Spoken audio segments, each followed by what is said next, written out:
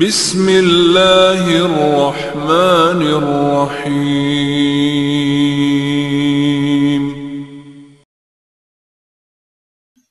একজন মুমিন মুসলমান যদি কোনো অমুসলিমের হাতে শহীদ হয় তাহলে অন্য সকল মুসলমান এবং মুমিনের কি করণীয়? এক্ষেত্রে ইসলাম কি বলে?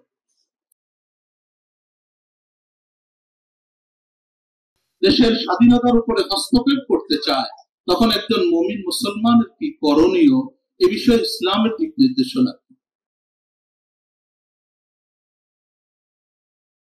আল্লাহ রাব্বুল আলামিন আমাকে সহ আপনাদের সবাইকে আমলের নিয়তে বলার এবং শোনার তৌফিক দান করেন। মুহতারাম হাজিরিন, যে আল্লাহ রাব্বুল আলামিনের বড় দয়া যে তিনি আমাদেরকে দ্বীন-এ ইসলামের অনুসারী বানিয়েছেন। যে আল্লাহ ছাড়া কারো সামনে মাথা নত করা যাবে, সেই ইসলামের অনুসারী হওয়ার আমাদেরকে তৌফিক দান করেছেন। এজন্য আমরা সবাই গর্ববোধ করি, আমরা সকলেই গর্বিত। আল্লাহর শুকর আদায় করে আবারও বলি আলহামদুলিল্লাহ। গত জুমায় আমাদের সৌভাগ্য ছিল যে আমরা রাসূল আকরাম সাল্লাল্লাহু আলাইহি ওয়াসাল্লামের একজন বংশধরের পেছনে জুমার সালাত আদায় করেছি। সবাই বলেন আলহামদুলিল্লাহ।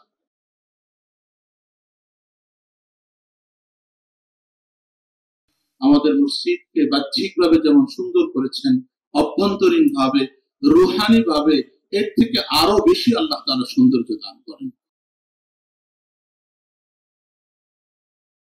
গত সপ্তাহের একটি গুরুত্বপূর্ণ ঘটনাকে কেন্দ্র করে সারা দেশের মিম্বর থেকে একটি আওয়াজ,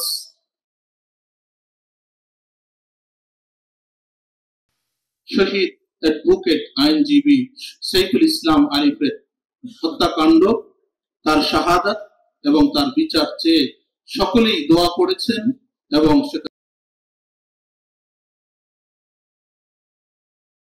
ইসলামের বিষয়গুলোকে যার যার স্বার্থের জন্য আমরা অস্পষ্ট করে তুলি,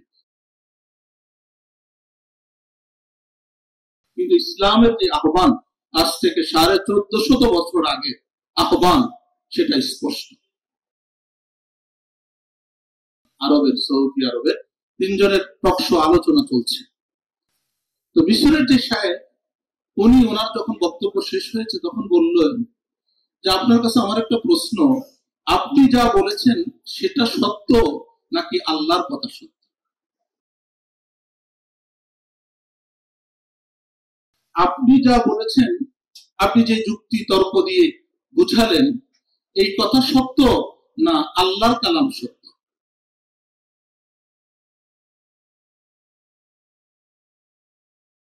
আল্লাহ কি বলেন? ওয়ালান তারদা আনকাল ইয়াহুদু ওয়ালান নাসারা হাত্তা তাত্তাবিআ মিল্লাতাহুম। হে নবী, ইহুদিরা, খ্রিস্টানরা, বিধর্মীরা কোশ্চিন কালেও আপনার উপরে তারা সন্তুষ্ট হবে না যতক্ষণ না আপনি তাদের ধর্মের অনুসারী হবেন।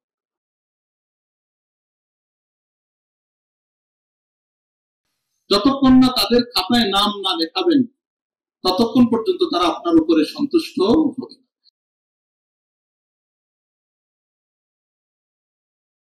3 ঘন্টা ব্যাপী সংক্ষিপ্ত ভাঙচুর হয়েছে, সামান্য কিছু ভাঙচুর হয়েছে। তো 3 ঘন্টা যদি ভাঙচুর হয় তাহলে সেটা আবার ছোটখাটো সামান্য ভাঙচুর হয় কিভাবে? বা রাষ্ট্রের হাই কমিশন এটার উপরে হামলা করা, এটা ওই দেশের বিরুদ্ধে যুদ্ধ ঘোষণার নামান্তর। অ্যাডভোকেট শহীদ সাইফুল ইসলাম, তাকে শহীদ করা হয়েছে। এক্ষেত্রে আমরা মুসলমান হিসেবে আমাদের কি করণীয়? আল্লাহ রাসূল কি করেছেন আমি এর কয়েকটি দৃষ্টান্ত আপনাদের সামনে তুলে ধরছি।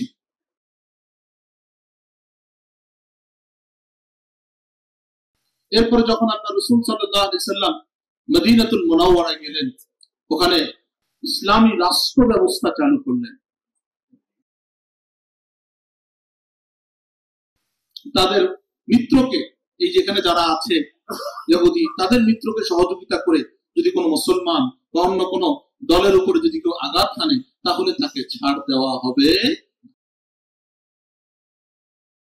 একজন মুসলিম নারীকে তারা বিবস্ত্র করে, বলেন নাউজুবিল্লাহ।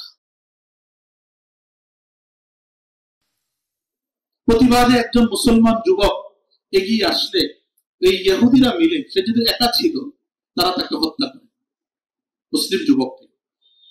আল্লাহ রাসূল সাল্লাল্লাহু আলাইহি ওয়াসাল্লাম এর কাছে যখন এই পয়গাম আসলো যে তারা একজন নারীর শালীনতাহানির চেষ্টা করেছে, এর প্রতিবাদ একজন মুসলমান যুবক করার কারণে তারা তাকে হত্যা করেছে, শহীদ করেছে, আল্লাহ রাসূল সাল্লাল্লাহু আলাইহি ওয়াসাল্লাম এই মুসলিম একজন মুসলমানের হত্যার প্রতিশোধ নেওয়ার জন্য একটা বড় বিশাল বাহিনী আল্লাহ রাসূল সাল্লাল্লাহু আলাইহি ওয়াসাল্লাম ওই ইহুদি বনু কায়নুকার এলাকায় আল্লাহ রাসূল পাঠিয়ে দিয়েছেন। আল্লাহ রাসূল সাল্লাল্লাহু আলাইহি ওয়াসাল্লাম বললেন, তোমাদের এই ওয়াদার কোনো দাম নেই, তোমরা এখন আত্মসমর্পণ করছো, কালকে আবার দেখা যায় তোমরা ওয়াদা ভঙ্গ করবে। সুতরাং আল্লাহ রাসূল সাল্লাল্লাহু আলাইহি ওয়াসাল্লাম এই ইহুদি গোষ্ঠীকে, বনু কায়নুকা, এদেরকে মদিনা থেকে তাদেরকে বিতাড়িত করে দেন। হুদাইবিয়া প্রান্তরে খবর আসলো যে তারা হযরত উসমান গনি রাদিয়াল্লাহু তাআলা আনহুকে শহীদ করে দিয়েছে। যতক্ষণ না পর্যন্ত আমরা হযরত উসমানের শাহাদাতের, তার রক্তের বদলা আমরা না নিব, ততক্ষণ পর্যন্ত আমরা মদিনাতুল মুনাওয়ারা এখান থেকে ফিরে যাব। মোহাম্মদ বিন কাসিম ভারতবর্ষে এসেছেন না যুবক, কোথায় থেকে? সেই ইরাক থেকে, হিজাজ থেকে তিনি এসেছিলেন একজন মুসলিম বোনের ইজ্জত রক্ষা করার জন্য। তিনি সিন্ধুর অভিযানে তিনি অংশগ্রহণ করেছিলেন। শাহজালাল মুজাররাদে ইয়ামানি, এই শাহজালাল মুজাররাদে ইয়ামানি রাহমাতুল্লাহি আলাইহি, উনি ইয়ামানের বাসিন্দা ছিলেন। উনি ইয়ামান থেকে কেন এসেছেন? মাজারে সিঁড়ি বিলানোর জন্য। এখন তো মানুষ ওখানে গিয়ে, ওনার মাজারে গিয়ে এগুলো করে, বিভিন্ন রকমের গাঁজাও খায়, নাউজুবিল্লাহ। কিন্তু এই আল্লাহর এই ওলি, আল্লাহর এই বুজুর্গ, তিনি কেন এসেছিলেন? গৌর গোবিন্দের নির্যাতনের কবল থেকে মুসলমানদেরকে মুক্ত করার জন্য সেই সুদূর ইয়ামান থেকে তিনি হিজরত করে এখানে এসেছেন। একজন মুসলমানের ইজ্জত রক্ষা করার জন্য, একজন মুসলমান বোনের ইজ্জত রক্ষা করার জন্য, একজন মুসলমানের জানের বদলা নেওয়ার জন্য আল্লাহ রাসূল সাল্লাল্লাহু আলাইহি ওয়াসাল্লাম সৈন্যবাহিনী পাঠিয়েছেন। মুসলিম শাসকরা তারা তাদের সৈন্যবাহিনী প্রেরণ করেছে। আপনারা দেখেছেন না? আপনাদের মনে থাকার কথা, যখন রাষ্ট্রের পট পরিবর্তন হয়েছে, এদেশের মুসলমানরা, এদেশের আলেম ওলামা, এদেশের মাদ্রাসার ছাত্ররা রাত জেগে মন্দির পাহারা দিচ্ছেন। আমরা তো বলি যে মুসলমান উদার হও, ধৈর্য। অবশ্যই সবর ইসলামের শিক্ষা, আমরা সবর করব। কিন্তু মুসলমান যদি এখন কিছু করে, দেখেন না আমাদের প্রতিবেশী দেশের অবস্থা, তাদের মিথ্যাচার দেখেছেন কত ভয়ঙ্কর ধরনের মিথ্যাচার হতে পারে। এই যে মমতা, তারা তো আপনারা হয়তো মনে করছেন একটু ভালো হবে, তার অবস্থা দেখছেন না? কি শান্তি বাহিনীর কথা বলে, শুনছেন না? কি এমন আমাদের দেশে এরকম পরিস্থিতি হয়েছে যেখানে শান্তি বাহিনী আসতে হবে? মুসলমান লিডারের জন্য, মুসলমানকে দমানোর জন্য, মুসলমানদের শক্তিকে দুর্বল করার জন্য তাম দুনিয়ার কুফরি শক্তি তারা। যে দেশের মানুষ, যে দেশের রাষ্ট্রীয় পৃষ্ঠপোষকতায় মসজিদ শহীদ করা হয়, সেই দেশের মানুষ আমাদেরকে সাম্প্রদায়িকতার সবক তারা শিক্ষা দেয়। কতটা নির্লজ্জ হলে তারা এই কাজ করতে পারে। তো ঠিক আছে, তোমরা যদি আজমিরির ওখানে যদি তোমাদের বিয়ে থাকে, তাহলে এখানেও তো আমাদের মসজিদ আছে, এটা আমাদের ফেরত দিতে হবে। মির্জা আব্বাস নাম নিয়েই বলি, ওনার একটা বক্তব্য শুনলাম, খুব চমৎকার বলেছেন। ওনাকে মানে বাহবা পাওয়ার মতো, উনি খুব স্পষ্ট ভাবে বলেছেন। এখানে কলকাতায় এক মলম বিক্রেতা আছে, ও বলে যে চট্টগ্রাম যদি একবার হয়ে যায় তাহলে ভালো হয়। আর মনে হয় যে ওর বাবার নানার বাড়ি আছে। কিন্তু আফসোসের বিষয় হলো, আমাদের দেশের যে মিডিয়াগুলো, তারা দালালি করতে করতে নম নম করতে করতে তারা এই স্বভাব থেকে এখনো বের হতে পারছে। ইসলামের যে আবেগ, ইসলামের যে স্পিরিট, এটা যদি একজন মানুষের ভিতরে না থাকে, তখন সেই মানুষ দ্বারা কোনো কাজ না। মানে যেসব হসপিটালে বাংলাদেশের রোগী যায়ও না, এরা বলে যে আমাদেরকে চিকিৎসা নেই। আবার এখন দেখলাম মাপটা চাইতেছে যে না, আমরা চিকিৎসা কোনো এরকম কোনো কাজ আমরা করবো না। দেখছেন না, এদেশে তো আমরা মিলেমিশে থাকি। হিন্দু কোন মুসলমানের দোকান থেকে সদাই কিনে না, কিন্তু আফসোসের বিষয় হলো মুসলমান হিন্দু দোকান থেকে যে মিষ্টি কিনে, এটা তো হারাম খেয়ে যান। আপনার পয়সা দিয়ে আপনি কেন হারাম খাবেন? পেঁয়াজের কথা শুনেন, কত বাদাতিল বাগদাউ মিন আফওয়াহিহিম, তাদের মনের ভিতরে যা আছে তা বের করে দিচ্ছে। তারা যেটুকু সহযোগিতা করেছে এর থেকে লক্ষ হাজার গুণ বেশি লুটে ফুটে চেটে দেশের মানুষ থেকে নিয়ে গেছে, সম্পদ দিয়ে গেছে। আল্লাহ রাসূল সাল্লাল্লাহু আলাইহি ওয়াসাল্লাম বলেছেন, মান কাসসারা সাওয়াদা কওমিন ফাহুয়া মিনকুম, কোন মানুষ যদি কোন দলের সংখ্যা বাড়ায়, আপনি অমুসলিমদের কোন মিছিলে, তাদের কোন অনুষ্ঠানে অংশগ্রহণ করে আপনি জয় শ্রীরাম বললেন, নাউজুবিল্লাহ, তারা স্লোগান দিল জয় শ্রীরামের, আপনিও জয় স্লোগান দিলেন জয় শ্রীরাম, তাহলে আপনার ঈমান থাকবে না। আপনার হাসর এই ইসকন এবং এই মুশরিকদের সাথে আপনার হাসর হবে। আল্লাহকে ডাকতে হবে, সবর করতে হবে। তারা একটা কোন রকমের উস্কানিমূলক কাজ করলে আমরাও সেটা করতে যাব না। যেই ভাই শহীদ হয়েছেন তার পরিবারের পাশে আমাদেরকে দাঁড়াতে হবে। ইসকন থেকে এগুলোকে পবিত্র করতে হবে। চেষ্টা করবেন তো যার যার জায়গা থেকে, ইনশাআল্লাহ। দেখেন পৃথিবীর বিভিন্ন জায়গায় ইসকন কিন্তু নিষিদ্ধ, এবং এই হিন্দুদের যারা সনাতনী হিন্দু, তাদের সাথেও কিন্তু তাদের অনেক বিষয়ে মিল নেই। আপনার চীন, রাশিয়া, সিঙ্গাপুর, আরব দেশ সহ পৃথিবীর অনেক দেশে এই সংগঠন, এই ইসকনটা নিষিদ্ধ। কারণ এরা দাবার গুলি, এদেরকে দিয়ে চাল চালানোর চেষ্টা করছে বিভিন্ন আন্দোলনে। বিভিন্ন দেখেন নাই রাষ্ট্রদ্রোহ মামলা হয়েছে, কত বড় দুঃসাহস যে তারা আমাদের দেশের পতাকার উপরে সন্ত্রাসী সেই গেরুয়া পতাকা সেটা তারা উঠিয়ে দিয়েছে। এই যে চিন্ময় প্রভু, এমন প্রভু তো ধরে নিয়ে গেছে, কারা ডাকবো তোমরা? তথ্য সন্ত্রাস, মিডিয়া সন্ত্রাস, এটা এক ভয়াবহ সন্ত্রাস। এদেশের একটা শ্রেণী আপনারা দেখেছেন যে কিছুদিন আগে মুন্নি সাহা, তার অ্যাকাউন্টে, সে একজন সাংবাদিক মানুষ, 132 না 34 কোটি। আরে আলমের অন্ধকার, প্রথম অন্ধকার বলতে পারে। যারা দালালি করবে তারা আস্থা করে, ইতিহাসে আস্থা করে তারা বিক্ষিপ্ত হবে। ট্রাম্পের কাছে যে গিয়েছিল প্রিয় সাহা, তো সেখানে গিয়ে সে এই দেশের মুসলমানদের বিরুদ্ধে যে অভিযোগ করেছিল, আল্লাহ রাসূল সাল্লাল্লাহু আলাইহি সাল্লাম বলেছেন, আমার উম্মতের দুটি দলকে আল্লাহ রাব্বুল আলামিন জাহান্নাম থেকে নিরাপত্তা দিয়েছেন। যদি শহীদ হয়ে যায় তাহলে সর্বশ্রেষ্ঠ শহীদ, আর যদি মুক্তি পেয়ে যায় তাহলে আমি হব জাহান্নাম থেকে মুক্তি প্রাপ্ত। আল্লাহ রাসূল বলেছেন, এই উম্মতের মাঝে একটি দল লড়াই করার জন্য সিন্ধু এবং হিন্দুস্তানে প্রেরিত হবে। এজন্য মুহতারাম হাজিরিন, মুসলমান ঘুমানোর সময় নেই, জাগ্রত হতে হবে। তারা কিন্তু যুদ্ধের দামামা বাজিয়ে দিয়েছে, তারা কিন্তু যুদ্ধের জন্য প্রস্তুতি নিচ্ছে। মুসলমান, আমাকে আপনাকে প্রস্তুতি নিতে হবে। কারণ শহীদের গোসল হয় না, কারণ শহীদ মরে না। সে আল্লাহ রাব্বুল আলামিন কোরআনে বলেছেন, আরে যারা শহীদ হয় তাদেরকে তোমরা মৃত্যু মনে করো না, বরং তারা জীবিত। এই পাখির ভিতরে শহীদের রূহকে দিয়ে দেওয়া হয়, আর এটা সে জান্নাতের ভিতরে বিচরণ করতে থাকে। বলে সুবহানাল্লাহ। আল্লাহ রাব্বুল আলামিন আমাদের ঈমানি সাহস, ঈমানি শক্তি আল্লাহ তাআলা আমাদেরকে দান করেন। দেশ মুসলমান ইসলামের বিরুদ্ধে যারাই দাঁড়াবে তাদেরকে বিরুদ্ধে রুখে দাঁড়ানোর মতো আল্লাহ রাব্বুল আলামিন হিম্মত, সাহস, ঈমানি শক্তি আল্লাহ তাআলা আমাদের সবাইকে দান করেন।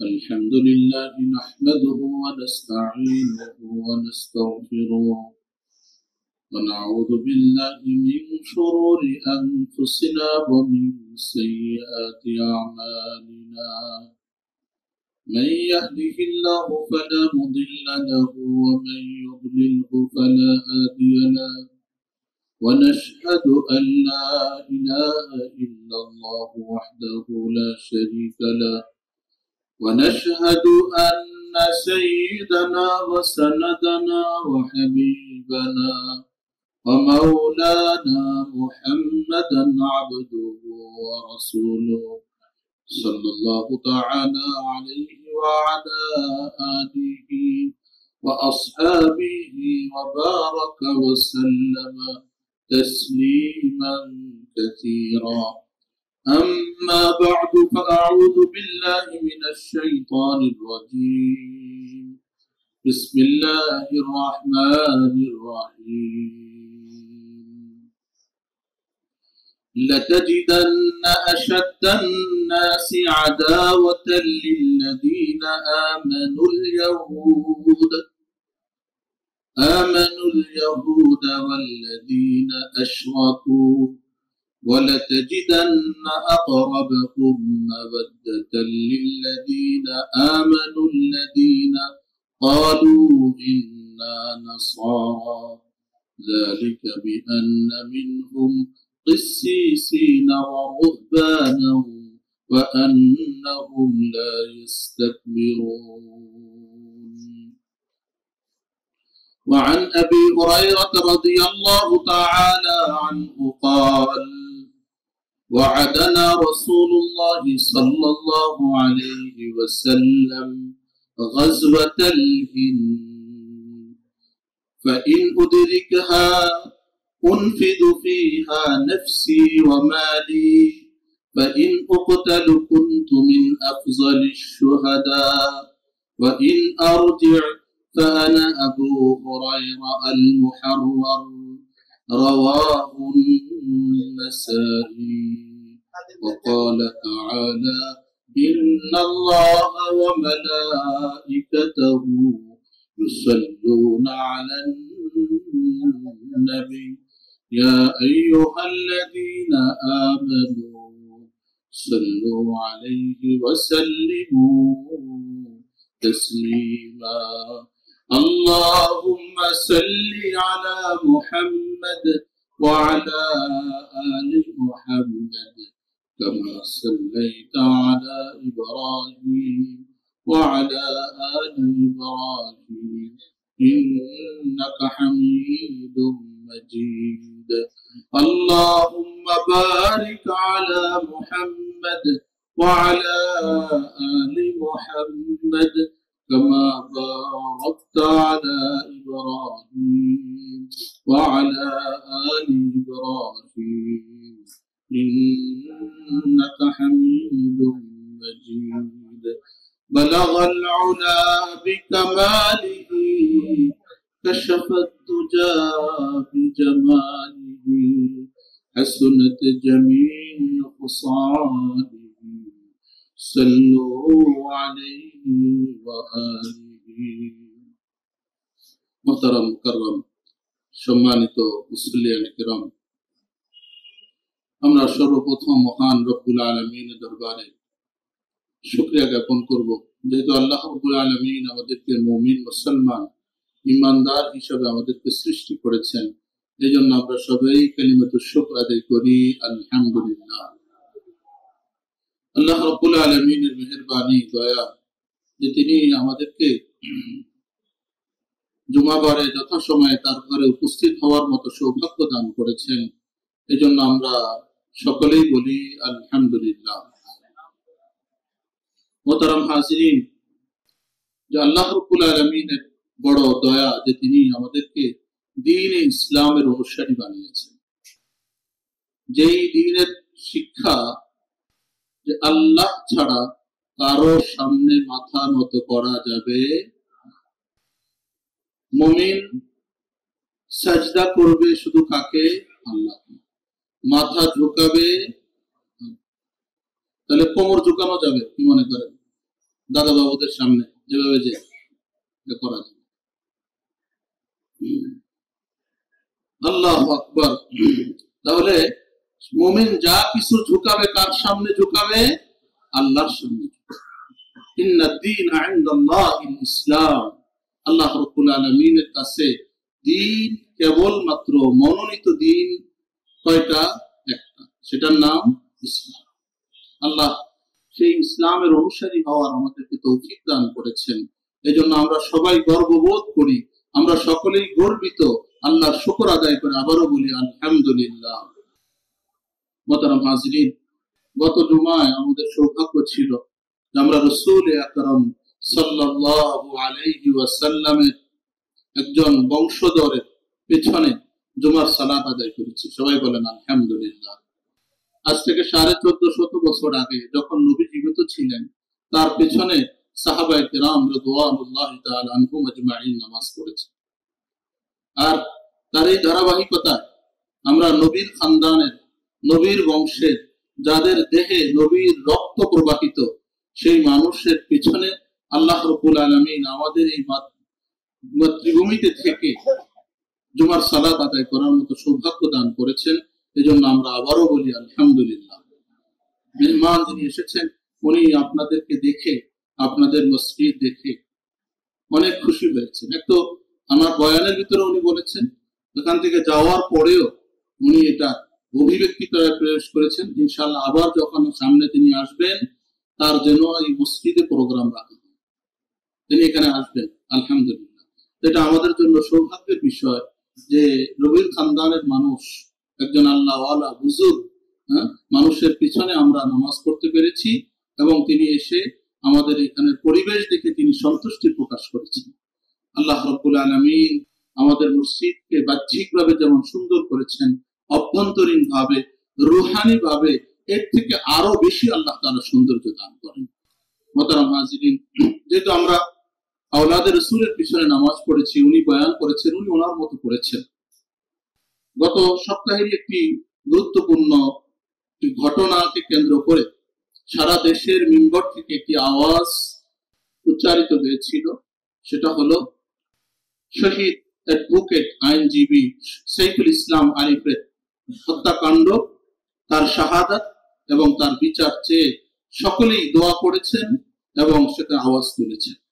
যেহেতু আমরা এই সুযোগ পাইনি, আসলে একজন মুমিন মুসলমানকে যদি কেউ হত্যা করে, একজন মুমিন মুসলমান যদি কোনো অমুসলিমের হাতে শহীদ হয়, তাহলে অন্য সকল মুসলমান এবং মুমিনের কি করণীয়? এক্ষেত্রে ইসলাম কি বলে? মুসলমান রাষ্ট্র, মুসলমান দেশ, মুসলমানের উপরে যদি কোনো বিজাতি, চাই সে আপনার আমার দেশের হোক, দেশের বাইরের হোক, তারা যদি কোনো শত্রুতা পোষণ করে, তারা যদি দেশের সার্বভৌমত্ব এবং দেশের স্বাধীনতার উপরে হস্তক্ষেপ করতে চায়, তখন একজন মুমিন মুসলমানের কি করণীয়? এ বিষয়ে ইসলামের দিক নির্দেশনা, এ বিষয়ে আমরা জানবো। আল্লাহ রাব্বুল আলামিন আমাকে সহ আপনাদের সবাইকে আমলের নিয়তে বলার এবং শোনার তৌফিক দান করেন। মুহতারাম হাজিরিন, ইসলামের পেগাম, ইসলামের বার্তা খুব স্পষ্ট। এখানে কোনো গোজামিল নেই, অস্পষ্টতা নাই। আমরা গোজামিল দিই, আমরা ইসলামের বিষয়গুলোকে যার যার স্বার্থের জন্য আমরা অস্পষ্ট করে তুলি। কিন্তু ইসলামের যে আহ্বান, আজ থেকে 1450 বছর আগে আহ্বান, সেটা স্পষ্ট। আল জাজিরা, আপনারা একটা টেলিভিশন নাম শুনেন, আল জাজিরা, খুব বিখ্যাত কাতারে। ওখানে 3 জন শেখ, একজন ইয়ামানের, একজন মিশরি, আর একজন আরবের, সৌদি আরবের, 3 জনের টকশো আলোচনা চলছে। তো ইয়ামানি যিনি শেখ ছিলেন, উনি বিভিন্ন দলিল প্রমাণ দিয়ে 10-15 মিনিট কথা বলেছেন যে আমাদের যারা মুসলিম আছে তাদের সাথে আমাদের বন্ধুত্বপূর্ণ সম্পর্ক রাখা চাই, যেহেতু তারা আমাদের কোনো ঝামেলা করছে না, ইত্যাদি ইত্যাদি বিভিন্ন। তো মিশরের যে শেখ, উনি ওনার যখন বক্তব্য শেষ হয়েছে তখন বললেন যে আপনার কাছে আমার একটা প্রশ্ন, আপনি যা বলেছেন সেটা সত্য নাকি আল্লাহর কথা সত্য? ওনার কাছে প্রশ্ন ছুড়ে দিয়েছে যে আমি আপনার কাছে জানতে চাই, আপনি যা বলেছেন, আপনি যে যুক্তি তর্ক দিয়ে বুঝালেন, এই কথা সত্য না আল্লাহর কালাম সত্য? উনি এটা তো ওনাকে মানতেই হবে। উনি বললেন যে আল্লাহর কালাম সত্য। কথা হলো যদি আল্লাহর কালাম সত্য হয় তাহলে আপনার আল্লাহর কালাম আপনি শুনুন। আল্লাহ কি বলেন? ওয়ালান তারদা আনকাল ইয়াহুদু ওয়ালান নাসারা হাত্তা তাত্তাবিআ মিল্লাতাহুম। হে নবী, ইহুদিরা, খ্রিস্টানরা, বিধর্মীরা পশ্চিম কালেও আপনার উপরে তারা সন্তুষ্ট হবে না যতক্ষণ না আপনি তাদের ধর্মের অনুসারী হবেন, যতক্ষণ না তাদের ধর্ম অনুসরণ করবেন। আপনি মুশরিক হবেন, পৌত্তলিক হবেন, মূর্তি পূজারী হবেন, এর আগ পর্যন্ত আপনি যতটুকু তাদের জন্য করবেন তারা আপনার উপরে কি হবে না? খুশি হবে। ইহুদি, তার জন্য আপনি যত ছাড় দেন, যতক্ষণ না তাদের খাতায় নাম না লেখাবেন ততক্ষণ পর্যন্ত তারা আপনার উপরে সন্তুষ্ট হবে। খ্রিস্টান, আপনি যত ছাড় দেন তাদের সামনে, যত নতজানু অবলম্বন করেন, পন্থা অবলম্বন করেন, কিন্তু যতক্ষণ না তাদের দীক্ষায় দীক্ষিত হবেন, তাদের ধর্ম অনুসরণ করবেন, ততক্ষণ পর্যন্ত তারা আপনার উপরে সন্তুষ্ট থাকবে। এই কথা কে বলেছেন? আল্লাহ। আল্লাহর কথা সত্য না মিথ্যা? চিরসত্য, শুধু সত্য না, কি চিরসত্য।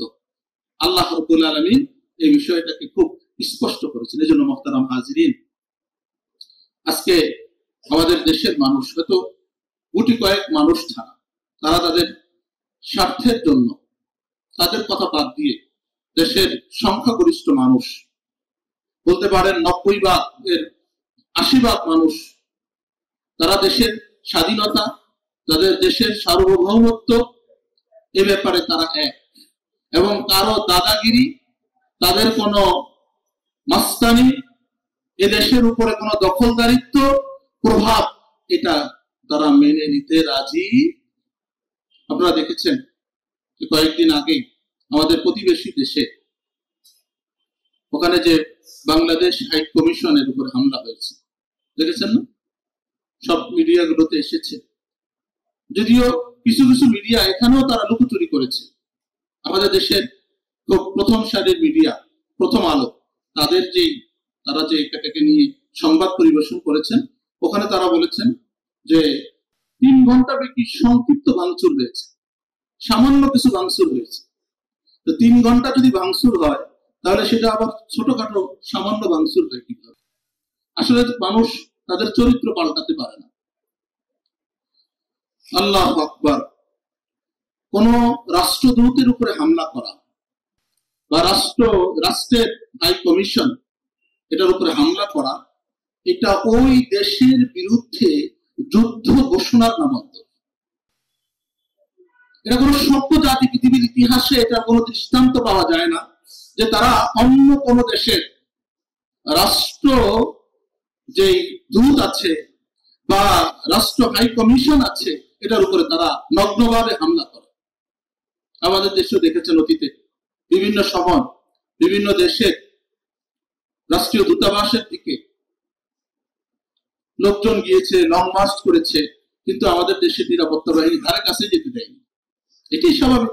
মানুষ তার ভিতরের ক্ষোভের বহিঃপ্রকাশ করতে পারে, কিন্তু একটা দেশ কতটুকু দেউলিয়া হয়ে গেলে, কতটুকু হিন্দুত্ববাদের ভিতরে তারা অন্ধ হয়ে গেলে, তারা প্রতিবেশী দেশ মুসলমান দেশের হাই কমিশনকে তারা বরদাস্ত করতে পারে। আল্লাহু আকবার। তো দেখেন, অ্যাডভোকেট শহীদ সাইফুল ইসলাম, তাকে শহীদ করা হয়েছে। এক্ষেত্রে আমরা মুসলমান হিসেবে আমাদের কি করণীয়? মুসলমান হত্যা এটা নতুন কিছু না, এর আগেও হয়েছে। আল্লাহ রাসূল সাল্লাল্লাহু আলাইহি সাল্লামের জামানায় হয়েছে। আল্লাহ রাসূল কি করেছেন আমি এর কয়েকটি দৃষ্টান্ত আপনাদের সামনে তুলে ধরছি। আল্লাহ রাসূল সাল্লাল্লাহু আলাইহি ওয়াসাল্লাম যখন মদিনাতুল মুনাওয়ারায় আসলেন, হিজরতের আগ পর্যন্ত তো রাসূল সবর করেছেন, ধৈর্য ধারণ করেছেন। অনেক এই মক্কার কাফের মুশরিকরা অনেক মুসলমানকে শহীদ করেছে, উত্তপ্ত বালিকণা এর উপরে তারা শুইয়ে রেখেছে, ছেঁচড়িয়ে এনেছে। অপরাধ তাদের এটা ছিল যে তারা ইসলাম গ্রহণ করেছে। কোন জুলুম এবং বর্বরতা এটা বাকি ছিল না যেটা তারা মুসলমানের বিরুদ্ধে চালায়নি। মুসলমানরা তাদের অত্যাচার জুলুম সহ্য করতে না পেরে তারা সুদূর হাবশায়, ইথিওপিয়া, এখানে তারা হিজরত করেছে। ওখানে তারা আবার লোক পাঠিয়েছে তাদেরকে যেন ফেরত দেওয়া হয়। ওখানকার যিনি প্রধান ছিলেন বাদশাহ নাজাশী, তিনি যখন শুনলেন, অবস্থা জানলেন, অপরাধ কি তাদের, তারা কেন এখানে হিজরত করেছে, মুহাম্মদ সাল্লাল্লাহু আলাইহি সাল্লামের তারা অনুসরণ করে, মুহাম্মদ কি বলে, এই বক্তব্যগুলো যখন হযরত জাফর তাইয়ার রাদিয়াল্লাহু তাআলা আনহু থেকে শুনেছেন, তো তিনি সেই মক্কার কাফির মুশরিকদের লোক যারা গেছে তাদেরকে ফেরত আনার জন্য তাদেরকে খালি হাতে ফিরিয়ে দিয়েছেন এবং মুসলমানদেরকে সেখানে জায়গা দিয়েছেন। আলহামদুলিল্লাহ। মুসলমানরা তো মানে তাদের অত্যাচার জুলুম থেকে বাঁচার জন্য মুসলমানরা হাবশা পর্যন্ত হিজরত করে, এর পরবর্তীতে মুসলমানরা মদিনাতুল মুনাওয়ারা হিজরত করেছেন। স্বয়ং রাসূল আকরাম সাল্লাল্লাহু আলাইহি সাল্লাম নিজের ভিটে মাটি ছেড়ে রাতের আধারে আল্লাহর হুকুমে নির্দেশে তিনি মদিনাতুল মুনাওয়ারায় হিজরত করেছেন। আল্লাহ রাসূল সবর করেছেন, আমরা জানি। এরপরে যখন আল্লাহ রাসূল সাল্লাল্লাহু আলাইহি সাল্লাম মদিনাতুল মুনাওয়ারায় গেলেন, ওখানে ইসলামী রাষ্ট্র ব্যবস্থা চালু করলেন এবং সেখানে যে ব্যবস্থা ছিল সব ধর্মের মানুষ ওখানে বসবাস করার আল্লাহ রাসূল তাদেরকে অধিকার দিয়েছেন। মুশরিকরা ছিল, ইহুদিরা ছিল, খ্রিস্টানরা ছিল, সবাই মিলে এখানে বসবাস করেছে। তবে আল্লাহ রাসূল সাল্লাল্লাহু আলাইহি সাল্লাম তাদেরকে একটা মূলনীতি দিয়ে দিয়েছেন যে আমরা এখানে যারা বসবাস করি, আমরা একে অপরের, এক জাতি আরেক জাতির উপরে আমরা হামলা করব না। মুসলমানরা মুশরিকদের নিরাপত্তা নিশ্চিত করবে, ইহুদিদের করবে, খ্রিস্টানদের করবে। হ্যাঁ, তবে যদি এই চুক্তি ভঙ্গ হয়, কেউ যদি তার উপরে হামলা করে অথবা যদি তাদের প্রতিপক্ষকে সহযোগিতা করে, তাদের মিত্রকে, এই যেখানে যারা আছে ইহুদি, তাদের মিত্রকে সহযোগিতা করে যদি কোনো মুসলমান বা অন্য কোনো দলের উপরে যদি কেউ আঘাত হানে, তাহলে তাকে ছাড় দেওয়া হবে। আল্লাহ রাসূল সাল্লাল্লাহু আলাইহি সাল্লাম এটা স্পষ্টভাবে জানিয়ে দিলেন। এর মধ্যে আল্লাহু আকবার, মদিনাতুল মুনাওয়ারায় একটি ইহুদিদের গোত্র ছিল বনু কাইনুকা। ইহুদিদের অনেকগুলো গোত্র, উল্লেখযোগ্য গোত্রের ভিতরে একটি গোত্রের নাম হলো বনু কাইনুকা। এরা কয়েকজন মিলে, বনু কাইনুকার কয়েকজন লোক মিলে একজন মুসলিম নারীকে তারা বিবস্ত্র করে, বলেন নাউজুবিল্লাহ। প্রতিবাদে একজন মুসলমান যুবক এগিয়ে আসলে এই ইহুদিরা মিলে, সে যদি একা ছিল, তারা তাকে হত্যা করে, মুসলিম যুবককে। আল্লাহ রাসূল সাল্লাল্লাহু আলাইহি ওয়াসাল্লাম এর কাছে যখন এই পেগাম আসলো যে তারা একজন নারীর শালীনতাহানির চেষ্টা করেছে, এর প্রতিবাদ একজন মুসলমান যুবক করার কারণে তারা তাকে হত্যা করেছে, শহীদ করেছে, আল্লাহ রাসূল সাল্লাল্লাহু আলাইহি ওয়াসাল্লাম এই একজন মুসলমানের হত্যার প্রতিশোধ নেওয়ার জন্য একটা বড় বিশাল বাহিনী আল্লাহ রাসূল সাল্লাল্লাহু আলাইহি ওয়াসাল্লাম ওই ইহুদি বনু কাইনুকার এলাকায় আল্লাহ রাসূল পাঠিয়ে দিয়েছে এবং তাদেরকে কি অবরুদ্ধ করে রেখেছে। ইতিহাস সিরাত কিতাব পড়ে দেখেন। এরপর এক পর্যায়ে তারা আত্মসমর্পণ করে। আল্লাহ রাসূল সাল্লাল্লাহু আলাইহি ওয়াসাল্লাম বললেন, তোমাদের এই ওয়াদার কোনো দাম নেই, তোমরা এখন আত্মসমর্পণ করছো, কালকে আবার দেখা যায় তোমরা ওয়াদা ভঙ্গ করবে।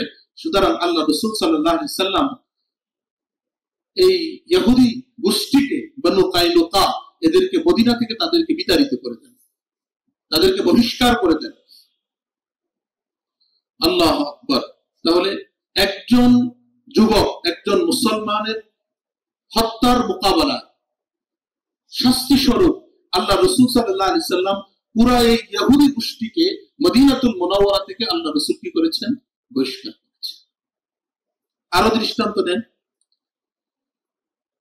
হুদাইবিয়ার সন্ধির কথা আমরা জানি। আল্লাহ রাসূল সাল্লাল্লাহু আলাইহি ওয়াসাল্লাম 6ষ্ঠ হিজরিতে স্বপ্ন যোগে দেখলেন যে তিনি বাইতুল্লাহ তওয়াফ করছেন। এমনি তো মক্কার প্রতি, বাইতুল্লাহর প্রতি রাসূলের মনে দুর্বলতা ছিল। আল্লাহ রাসূল সাল্লাল্লাহু আলাইহি ওয়াসাল্লাম যখন হিজরত করে যাচ্ছেন, বারবার তিনি বাইতুল্লাহর দিকে তাকাইতেছিলেন এবং কান্না করে বলেছেন, হে বাইতুল্লাহ, আমার আত্মীয় স্বজন, আপনজন, তারা যদি আমাকে বিতাড়িত না করত, তাহলে কখনোই আমি তোমাকে ছেড়ে যেতাম। আল্লাহ রাসূল সাল্লাল্লাহু আলাইহি ওয়াসাল্লাম যখন দেখলেন যে তিনি বাইতুল্লাহ তওয়াফ করছেন, উনি আর দেরি করেন নাই। 1400 বা 1500 জন সাহাবীকে নিয়ে তিনি মক্কাতুল মুকাররমার উদ্দেশ্যে রওনা দিলেন। হুদাইবিয়া প্রান্তরে যখন আল্লাহ রাসূল আসলেন, ওখানে মক্কার কাফের মুশরিকদের পক্ষ থেকে তিনি বাধাগ্রস্ত হলেন। আল্লাহ রাসূল সাল্লাল্লাহু আলাইহি ওয়াসাল্লাম এই মক্কার কাফের মুশরিকদের সাথে আলোচনা করার জন্য একটা দল, একটা ওয়াফদ হযরত ওসমান বিন আফফান রাদিয়াল্লাহু তাআলা আনহু, রাসূলের জামাতা, তাকে প্রদান করে একটা দল আল্লাহ রাসূল সাল্লাল্লাহু আলাইহি সাল্লাম মক্কার কাফের মুশরিকদের সাথে আলোচনা করার জন্য পাঠিয়েছে যে আমরা তোমাদের সাথে যুদ্ধ করতে আসিনি, আমরা এসেছি বাইতুল্লাহ তাওয়াফ করতে, উমরা করতে, আমরা উমরা করে আমরা আবার চলে যাব। কিন্তু এই মক্কার কাফের মুশরিকরা এটা কোনোভাবেই তারা মেনে নেয়নি। এদিক দিয়ে আল্লাহ রাসূল সাল্লাল্লাহু আলাইহি সাল্লাম এবং সাহাবায়ে কেরামের কাছে হুদাইবিয়া প্রান্তরে খবর আসলো যে তারা হযরত উসমান গনি রাদিয়াল্লাহু তাআলা আনহুকে শহীদ করে দিয়েছে। এই শাহাদাতের খবর যখন আসলো, দেখেন একজন মানুষের শাহাদাতের খবর, সাহাবায়ে কেরাম সব দাঁড়িয়ে গেলেন। সাহাবায়ে কেরাম সব আল্লাহর রাসূলের হাতে, ওই গাছের নিচে হাতে হাত দিয়ে, যেটাকে ইসলামের ইতিহাসে বাইআতুর রিদওয়ান বলা হয়, আল্লাহর রাসূলের হাতে হাত দিয়ে তারা এই মর্মে বায়াত গ্রহণ করেছে, যতক্ষণ না পর্যন্ত আমরা হযরত উসমানের শাহাদাতের, তার রক্তের বদলা আমরা না নিব, ততক্ষণ পর্যন্ত আমরা মদিনাতুল মুনাওয়ারা এখান থেকে ফিরে যাব। কয়জনের হত্যা? একজন। 1500 সাহাবী যারা ছিলেন সকলেই আল্লাহ রাসূলের হাতে হাত দিয়ে বায়াত গ্রহণ করলেন। আল্লাহ রাব্বুল আলামিন কুরআনুল কারীমে সূরাতুল ফাতহের ভিতরে তাদের এই বায়াতের কথা, তিনি যে এর উপরে সন্তুষ্ট হয়েছেন, লাকাদ রাদিয়াল্লাহু আনিল মুমিনিন ইয ইউবাইউনাকা তাহতা শাজারা, নিশ্চয়ই আল্লাহ তাআলা রাজি হয়েছেন মুমিনদের উপরে যখন তারা গাছের নিচে রাসূলের হাতে হাত দিয়ে তারা হযরত উসমানের হত্যার বদলা নেওয়ার জন্য বায়াত গ্রহণ করেছে। এবং সাথে সাথে আল্লাহ কি বলেছেন? ইয়াদুল্লাহি ফাওকা আইদিহিম, আল্লাহ তারা শুধু রাসূলের হাতে হাত দিয়ে বায়াত গ্রহণ করেছে তাই না, বরং তাদের হাতের উপরে আল্লাহর কুদরতি হাত ছিল। আল্লাহ এত সন্তুষ্ট হয়েছেন। তাহলে একজনের শাহাদাতের বদলায় যত সাহাবী ছিলেন তারা সকলে প্রস্তুত হয়ে গেছেন, বদলা নেওয়ার আগে আমরা ঘরে ফিরব। এই হলো মুসলমানের ইসলামের শিক্ষা। তৃতীয় ঘটনা আমরা শিক্ষা নিচ্ছি, ইসলামের ইতিহাসে একটি যুদ্ধ হয়েছে মুতা, গাজওয়ায়ে মুতা, মুতার যুদ্ধ। এই মুতার যুদ্ধ, এটার যে প্রেক্ষাপট, এই মুতার যুদ্ধের আগে গাসসান পুত্র যখন বসরায় আল্লাহ রাসূলের পাঠানো একজন রাষ্ট্রদূতকে, আল্লাহ রাসূলের দূতকে তারা হত্যা করে, তখন আল্লাহ রাসূল সাল্লাল্লাহু আলাইহি সাল্লাম তাদের বিরুদ্ধে একটা বিরাট বড় সৈন্যবাহিনী তাদের বিরুদ্ধে পাঠান। ওই যুদ্ধে কাফেরদের সংখ্যা ছিল অনেক মুসলমানদের তুলনায়, কিন্তু তারপরেও আল্লাহ রাসূল সাল্লাল্লাহু আলাইহি ওয়াসাল্লাম, এই যেহেতু আল্লাহ রাসূল তার ইসলামের দাওয়াত নিয়ে এই রাষ্ট্রদূতকে বা এই দূতকে প্রেরণ করেছিলেন, যেহেতু তারা তাকে হত্যা করেছিল, আল্লাহ রাসূল সাল্লাল্লাহু আলাইহি সাল্লাম ওখানে সৈন্যবাহিনী প্রেরণ করেছেন এদের মোকাবেলার জন্য। আল্লাহু আকবার। এরপরে আমরা যদি আরো দৃষ্টান্ত গ্রহণ করি, আল্লাহ রাসূল সাল্লাল্লাহু আলাইহি সাল্লামের ইন্তেকালের আগে আল্লাহ রাসূল সাল্লাল্লাহু আলাইহি সাল্লাম একটা সৈন্যবাহিনী প্রস্তুত করেছিলেন। কেন? মাআন অঞ্চলের গভর্নর ছিল ফারওয়া ইবনে আমির আল জুহানি, যিনি খ্রিস্টানদের বড় নেতা ছিলেন। এই মানুষটা খ্রিস্ট ধর্ম ছেড়ে ইসলাম গ্রহণ করেছিল। এই রোমানরা তারা এই ব্যক্তিকে, অর্থাৎ ফারওয়া ইবনে আমির আল জুহানি রাদিয়াল্লাহু তাআলা আনহুকে তারা তাকে হত্যা করে শহীদ করে দেয় ইসলাম গ্রহণের কারণে। আল্লাহ রাসূল সাল্লাল্লাহু আলাইহি সাল্লাম তার মৃত্যুর আগে আল্লাহ রাসূল সাল্লাল্লাহু আলাইহি সাল্লাম হযরত উসামা ইবনে যায়েদ রাদিয়াল্লাহু তাআলা আনহুকে সেনা প্রধান নেতৃত্ব দিয়ে একটা সৈন্যবাহিনী প্রেরণ করেন, প্রস্তুত করেন। ইতিমধ্যে আল্লাহ রাসূলের ইন্তেকাল হয়ে যায়। হযরত আবু বকর রাদিয়াল্লাহু তাআলা আনহু, তিনি যখন খলিফাতুল মুসলিমিন নিযুক্ত হলেন, তিনি বললেন যে সবার আগে ওই কাজ করতে হবে, যে সৈন্যবাহিনী আল্লাহ রাসূল প্রস্তুত করেছেন তাদেরকে পাঠাইতে হবে। তারা কি করেছিল? একজন মুসলমানকে শহীদ করেছিল। আল্লাহ রাসূল তাদের বিরুদ্ধে সৈন্যবাহিনী প্রস্তুত করেছেন, পাঠাইতে পারেন নাই। পাঠানোর আগেই আল্লাহ রাসূল দুনিয়া থেকে বিদায় নিয়েছেন। হযরত আবু বকর সিদ্দিক রাদিয়াল্লাহু তাআলা খলিফাতুল মুসলিমিন নিযুক্ত হয়ে তখন আল্লাহ হযরত আবু বকর ওই সৈন্যবাহিনীকে প্রেরণ করেন। আল্লাহু আকবার। আপনারা জানেন মোহাম্মদ বিন কাসেম ভারতবর্ষে এসেছেন না যুবক। কোথায় থেকে? সেই ইরাক থেকে, হিজাজ থেকে তিনি এসেছিলেন একজন মুসলিম বোনের ইজ্জত রক্ষা করার জন্য। তিনি সিন্ধুর অভিযানে তিনি অংশগ্রহণ করেছিলেন। আল্লাহু আকবার।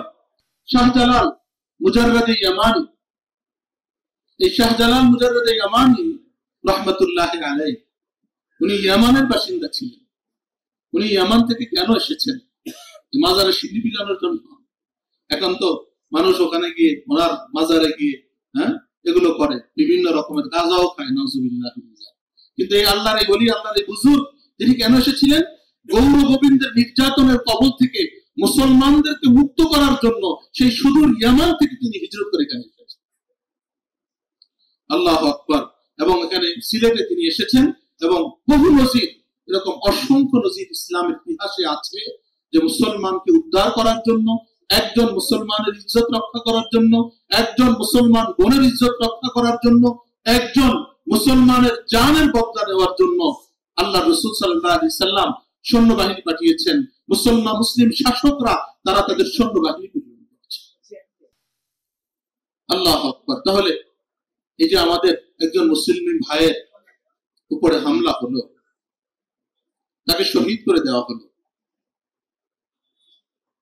এমনি ভাবে মুসলমানের ইবাদতগাহ অর্থাৎ মসজিদে হামলা করেছে তারা। আপনারা দেখেছেন না? আপনাদের মনে থাকার কথা, যখন রাষ্ট্রের পট পরিবর্তন হয়েছে, এদেশের মুসলমানরা, এদেশের আলেম ওলামা, এদেশের মাদ্রাসার ছাত্ররা রাত জেগে মন্দির পাহারা দিচ্ছেন, যাতে করে কেউ কোনো ধরনের স্বার্থ উদ্ধার করতে না পারে, সিদ্ধি করতে না পারে, যে তাদের উপরে হামলা করবে, হামলা করে বলবে যে এটা মুসলমানরা করেছে, যাতে করতে না পারে। কিন্তু আমরা তাদের মন্দির পাহারা দেই, যাতে করে তারা নিরাপদে ঘুমাতে পারে। রাত জেগে আমরা তাদেরকে পাহারা দেই, আমাদের সন্তানরা পাহারা দেয়, যাতে করে তারা নিশ্চিন্তায়, দুশ্চিন্তা মুক্ত ভাবে তারা ঘুমাতে পারে। আর ওই গোষ্ঠী, ইসকন বলেন, যাই বলেন, তারা আমাদের ঘর, আমাদের প্রিয় স্থান, দুনিয়ার মাঝে শ্রেষ্ঠ স্থান, আল্লাহর ঘর, মসজিদে তারা আঘাত করে। তাদের অবস্থাটা দেখুন। আমরা আর কত নত যেন হব, আর কি করব, আর কত উদার হব। আমরা তো বলি যে মুসলমান উদার হও, উদার হও, ধৈর্য। অবশ্যই সবর ইসলামের শিক্ষা, আমরা সবর করব। কিন্তু মুসলমান যদি এখন কিছু করে, দেখেন না আমাদের প্রতিবেশী দেশের অবস্থা, তাদের মিথ্যাচার দেখেছেন কত ভয়ঙ্কর ধরনের মিথ্যাচার হতে পারে। এই যে মমতা, তারা তো আপনারা হয়তো মনে করছেন একটু ভালো হবে, তার অবস্থা দেখছেন না? কি শান্তি বাহিনীর কথা বলে, শুনছেন না? কি এমন আমাদের দেশে এরকম পরিস্থিতি হয়েছে যেখানে শান্তি বাহিনী আসতে হবে? তার মানে হলো আল কুফরু মিল্লাতুন ওয়াহিদা। আল্লাহ রাসূল বলেছেন तमाम দুনিয়ার কুফরি শক্তি তারা এক ও অভিন্ন, তারা মুসলমানদের বিরুদ্ধে তারা এক। মুসলমান নিধনের জন্য, মুসলমানকে দমানোর জন্য, মুসলমানদের শক্তিকে দুর্বল করার জন্য तमाम দুনিয়ার কুফরি শক্তি তারা এক। দেখেন ওই দিক থেকে ইহুদিরা মুসলমান নিধন করছে, তাদের দোসর খ্রিস্টানরা, আর এখানে পত্তলিক যারা আছে, ফিলিস্তিনের অবস্থা দেখেন, কাশ্মীরের অবস্থা দেখেন, আসামের অবস্থা দেখেন, আর পুরা ভারতবর্ষের ভিতরে আমাদের যে প্রতিবেশী দেশ, তাদের অবস্থা দেখেন। তারা কয়েকদিন পর পরে মুসলমানদেরকে বাড়ি ঘর ছাড়া করছে, বুলডোজার দিয়ে তাদের বাড়ি ঘর গুড়িয়ে দিচ্ছে। এই মানুষগুলো, আজকে একটি ঐতিহাসিক দিন, আপনাদের জানা আছে কিনা, 1992 সালে এই দিনে বাবরি মসজিদ, এই ডিসেম্বরের 6 তারিখে বাবরি মসজিদ শহীদ করা হয়েছে। যে দেশের মানুষ, যে দেশের রাষ্ট্রীয় পৃষ্ঠপোষকতায় মসজিদ শহীদ করা হয়, সেই দেশের মানুষ আমাদেরকে সাম্প্রদায়িকতার সবক তারা শিক্ষা দেয়। কতটা নির্লজ্জ হলে তারা এই কাজ করতে পারে। একের পর এক মসজিদ, আবার দেখেছেন আপনারা যে তারা আজমিরি শরীফের কথা বলেছে, বলছে না, যেখানে নাকি কতশো বছর আগে তাদের মন্দির ছিল। দেখবেন যারা এগুলো করবে, আল্লাহ এদেরকে সুযোগ দিচ্ছেন, ছাড় দিচ্ছেন। আমাদের এখানেরও কিছু ভাই ঢাকেশ্বরী মন্দিরের কথা আওয়াজ উঠেছে যে 300 বছর আগে এখানে মসজিদ মাদ্রাসা ছিল।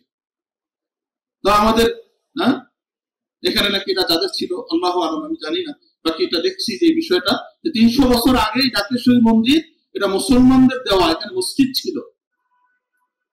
তো ঠিক আছে, তোমরা যদি আজমিরির ওখানে যদি তোমাদের বিয়ে থাকে তাহলে এখানেও তো আমাদের মসজিদ আছে, এটা আমাদের ফেরত দিতে হবে। লজ্জা পাওয়ার কিছু নেই। আমরা যদি মনে করি যে আমরা মনে হয় একটু নমনীয় হলে তারা আমাদের উপরে সন্তুষ্ট হবে, এটা কখনোই হবে না। এটা কখনোই হবে না। এটা আল্লাহর কথা, আল্লাহর কথা, এটা মিথ্যা হতে পারে না। যারা বুঝেছে, আমি কিছুদিন আগে আমাদের একজন মির্জা আব্বাস নাম নিয়েই বলি, ওনার একটা বক্তব্য শুনলাম, খুব চমৎকার বলেছিলেন। ওনাকে মানে বাহবা পাওয়ার মতো, উনি খুব স্পষ্ট ভাবে বলেছেন যে আপনারা আমাদের উপরে আপনারা বলবেন যে আমাদের দেশ স্বাধীন করে দিচ্ছেন। তারা তো বলে যে দেশ আমরা স্বাধীন করিনি, তারা দেশ স্বাধীন করেছে। ঠিক আছে, দেশ স্বাধীনতায় আপনারা ভূমিকা করেছেন। উনি বলেছেন স্পষ্ট ভাষায় যে আপনারা চেয়েছেন পাকিস্তানকে দ্বিখণ্ডিত করার জন্য, আপনারা আমাদের জন্য সহযোগিতা করছেন তা না, আপনারা চেয়েছেন পাকিস্তানকে মুসলিম শক্তিকে দুর্বল করার জন্য, আর সেটা আপনারা করতে পেরেছেন। আর বাংলাদেশকে লুটপাট করে খাওয়ার জন্য, আর দীর্ঘদিন ধরে স্বাধীনতা 53 বছর পূর্ণ হয়েছে, এই পর্যন্ত তারা লুটপাট করেই যাচ্ছে। এখন যখন নাকি তাদের স্বার্থে আঘাত লাগছে, এখন পাগল হয়ে গেছে। এখানে কলকাতায় এক মলম বিক্রেতা আছে, ও বলে যে চট্টগ্রাম যদি একবার হয়ে যায় তাহলে ভালো হয়। আর মনে হয় যে ওর বাবার নানার বাড়ি আর কি, যে দাদার বাড়ি। চট্টগ্রাম হয়ে গেলে তাদের আর কোনো ঝামেলা থাকে না, তাদের পোর্ট হয়ে যায়, তাদের ঝামেলা। মামুর বাড়ি বলে মামুর বাড়ির আবদার, এরকম আর কি। এই যে মিথ্যাচার, ভয়ঙ্কর রাষ্ট্রীয় পৃষ্ঠপোষকতা, একটা তো বিচ্ছিন্ন কোনো ঘটনা না। প্রথম সারির মিডিয়াগুলো তাদের যে তারাও মিথ্যাচারের ভিতরে লিপ্ত। কিন্তু আফসোসের বিষয় হলো আমাদের দেশের যে মিডিয়াগুলো তারা দালালি করতে করতে, নমনম করতে করতে তারা এই স্বভাব থেকে এখনো বের হতে পারছে। আপনাদের প্রথম আলো, ডেইলি স্টার একবারে প্রথম সারিতে না, এরা দালালি করেছে। আবার এদের জন্য আমাদের দেশের বিভিন্ন রাজনৈতিক দলের নেতাদেরও মায়া কান্না হয় যে আমরা তো জীবন দিয়েছি। আর ভাই তুমি জীবন দিচ্ছ কই? জীবন দিলে কথা বলো কিভাবে? আমরা জীবন দিয়েছি মিডিয়ার স্বাধীনতার জন্য, কই জীবন দিলে তুমি জীবন দিলে কথা বলো কোথায়? তোমার দলের ভাইস প্রেসিডেন্টকে যখন দেশের বিশ্বের সবচেয়ে বড় দুর্নীতিগ্রস্ত দুর্নীতিবাজ যখন নাকি এই পত্রিকা দ্বারা করালো, তখন তোমার মায়া কান্না কোথায় ছিল? তখন তোমার কান্না ছিল না। এখন তুমি মিডিয়ার স্বাধীনতার জন্য কান্না করছো। তাদের চরিত্র দেখো। এই হলো আসলে ইসলামের শিক্ষা, ইসলামের যে আবেগ, ইসলামের যে স্পিরিট, এটা যদি একজন মানুষের ভিতরে না থাকে তখন সেই মানুষ দ্বারা কোনো কাজ না। এই জন্য মোহতারাম হাজিরিন, স্পষ্ট কুফর ঈমান, শিরক ঈমান, ঈমান ইসলাম এবং কুফর এটা আলাদা। এটা কখনোই এক হতে পারে না এবং এরা এক হবেও না। এটা আল্লাহ রাব্বুল আলামিন কোরআনে কারীম এগুলোকে স্পষ্ট ভাবে ঘোষণা দিয়েছেন। মোহতারাম হাজিরিন, আল্লাহ রাব্বুল আলামিন কোরআনে বলেছেন লা তাত্তাখিযুল ইয়াহুদা ওয়ান নাসারা আউলিয়া। আরে তোমরা ইহুদ, নাসারা, খ্রিস্টান, ইহুদি, অমুসলিম যারা আছে তাদেরকে তোমাদের বন্ধু হিসাবে গ্রহণ করো না, কারণ তারা তোমাদের বন্ধু হবে না। আল্লাহ রাব্বুল আলামিন কোরআনে কারীমে আরো স্পষ্ট ভাবে বলেছেন, আল্লাহু আকবার, ইয়া আইয়ুহাল্লাযীনা আমানু লা তাত্তাখিযু বিতানাতাম মিন দুনিকুম। হে ঈমানদাররা, তোমরা তোমাদের নিজেদেরকে বাদ দিয়ে, নিজেরা মানে কারা? মুসলমান মুমিন মুসলমান, নিজেদেরকে বাদ দিয়ে অন্যদেরকে তোমরা অন্তরঙ্গ বন্ধু হিসাবে স্থাপন করো না। কেন? লা ইয়ালুনাকুম খাবালা, তারা তোমাদের ক্ষতি করতে, তারা তোমাদের অনিষ্ট করতে তারা কোনো ত্রুটি করবে না। ওয়াদ্দু মা আনিতুম, তোমরা যেটাতে কষ্ট পাও এটা তারা চায়, তোমাদের ক্ষতি হোক এটা তারা চায়। قد بدت البغضاء من افواههم قد بدت البغضاء من افواههم। আল্লাহ বলেন তাদের মুখ থেকে, তাদের মনের ভিতরে যে বিদ্বেষ আছে সেই কথা প্রকাশ পেয়ে গেছে। দেখছেন না কিছুদিন তারা আমাদেরকে ওখানে হোটেলে থাকতে দিবে না, তারপরে চিকিৎসা নিতে দিবে না। মানে যেসব হসপিটালে বাংলাদেশের রোগী যায়ও না, এরা বলে যে আমাদেরকে চিকিৎসা নিতে। আবার এখন দেখলাম মাপতাপ চাইতেছে যে না আমরা চিকিৎসা কোনো এরকম কোনো কাজ আমরা করবো না। দেখছেন না? আল্লাহু আকবার। হোটেলে মানুষ নাই, রাস্তাঘাটে মানুষ নাই, ব্যবসায়ীরা দোকানপাট বন্ধ হয়ে যাচ্ছে, কান্নাকাটি শুরু হয়ে গেছে। আরে মুসলমান দেখবেন যে আমাদের হিন্দু ভাই, তারা আমাদের ভাই, এদেশে তো আমরা মিলেমিশে থাকি। হিন্দু কোন মুসলমানের দোকান থেকে সদাই কিনে না, কিন্তু আফসোসের বিষয় হলো মুসলমান হিন্দু দোকান থেকে যে মিষ্টি কিনে, কথা বলছেন না, আবার বলে যে এটা খুব স্বাদ। আরে গরুর চনা দেয়, স্বাদ তো লাগবেই। ওরা ওদের ধর্মের বিশ্বাস যে মানুষরা চনা খাইতে পারে, তো তারা আপনার দোকানে ছিটাবে না, এটা কি নিশ্চয়তা আছে? আপনি এটা বুঝেন, হিন্দুর দোকানে যে আপনি তাঁতি বাজারের দিকে যে কাচ্চি বিক্রি করে, তো ওখানে হিন্দু দোকান আছে, তো ওখানে আপনি সে কি মুসলমানের দোকানে গোস্ত নিয়ে কাচ্চি পাকাবে, কি বলেন নাকি? তো সে আপনি যে খেলেন, তো তারা কার নামে গরু জবাই করলো? এটা তো হারাম খেলেন, আপনার পয়সা দিয়ে আপনি কেন হারাম খাবেন? আল্লাহু আকবার। আল্লাহ আমাদেরকে বুঝার, তো এটা তো বুঝবেন, ঈমান এবং ইসলামের প্রশ্নে একজন মুমিনের একজন মুশরিকের সাথে কোনো আপোষ হতে পারে? সে ঠিক আছে, সে আমার প্রতিবেশী, সে আমার দেশের নাগরিক, আমরা যেরকম সেও নাগরিক, আমরা সংখ্যালঘু বলতে আমরা কিছু, সেও নাগরিক আমরাও নাগরিক। সংখ্যালঘু বলতে এটা তো একটা ট্রাম কার্ড তৈরি করছে মানুষ, এগুলো সুবিধা নেওয়ার জন্য, রাজনৈতিক স্বার্থ সিদ্ধির জন্য। আসলে সেও এদেশের নাগরিক, আমরাও নাগরিক, কিন্তু পার্থক্য হলো ঈমান এবং কুফরের পার্থক্য। ঈমান এবং কুফরের পার্থক্য। এই দেখেন নাই যে পেঁয়াজের কথা শুনেন, কত বাদাতিল বাগদাউ মিন আফওয়াহিহিম, তাদের মনের ভিতরে যা আছে এটা বের করে দিচ্ছে, বের হয়ে গেছে তাদের। এখন যাই করো, তারা যে বলছে যে তারা পেঁয়াজ না দিলে নাকি 2000 টাকায় পেঁয়াজ দিতে, কান্নাকাটি করা লাগবে। এখন যখন চীন থেকে পেঁয়াজ আসছে, পাকিস্তান থেকে পেঁয়াজ চলে আসছে, এদেশের কৃষকরা পেঁয়াজ উৎপন্ন করছে, এখন এদের কান্নাকাটি শুরু হয়ে গেছে। আরে এখন বলে যে জাহাজে করে অস্ত্র আসছে, পেঁয়াজ আসছে না, বোম আসছে, গ্রেনেড আসছে, ওরা বাকায়দা ওরা সংবাদ পরিবেশন করছে, মানে ওকে ঘুম নাই। মুসলমান তো ঘুমিয়ে আছে, কিন্তু তারা ঘুমিয়ে নাই, তারা পাগল হয়ে গেছে যে কিভাবে মুসলমানকে শেষ করবে, কিভাবে মুসলমানকে দুর্বল করবে, মুসলমান ভাইয়ের সাথে মুসলমান ভাইয়ের সম্পর্ক মজবুত হবে, এটা তারা কখনো চায়নি। এখন যখন দেখছে যে আরে পাকিস্তানের কালকে একটা বক্তব্য শুনলাম, উনি বলেছেন যে বাংলাদেশের দিকে কেউ চোখ তুলে দেখুক না কেন, তার চোখ আমরা উপরে ফেলব। কেউ যদি বাংলাদেশকে হুমকি দেয়, তাহলে পাকিস্তান মুসলমানের কথা বোঝে না, গরুর গোশত খায় মুসলমান, আর গরুর প্রসাব খায়, মিট খায়, অগত এমনি কলেজের ছোট পারে না, তো দেখেন না, এ পারে শুধু বাংলাদেশের সাথে, বাংলাদেশের সাথে ইনশাআল্লাহ পারবে না। ইনশাআল্লাহ আমাদের সৈন্যবাহিনী তারা দেখলাম কালকে একটা ইয়েতে তারা করতেছে যে বাংলাদেশে ইন্ডিয়ার সাথে এটা করে, তাদের এত এত সৈন্য সংখ্যা, বাংলাদেশের কি আছে? আরে বাংলাদেশের ইমানি শক্তি আছে মুসলমানের মধ্যে। মুসলমান যারা আছে, এই যে দেখেন যখন আন্দোলন হয়েছে, তো কয়জনের হাতে, কয়জন প্রশিক্ষণ প্রাপ্ত ছিল, কয়জনের হাতে অস্ত্র ছিল, বের হয়ে পড়ছে না মানুষ।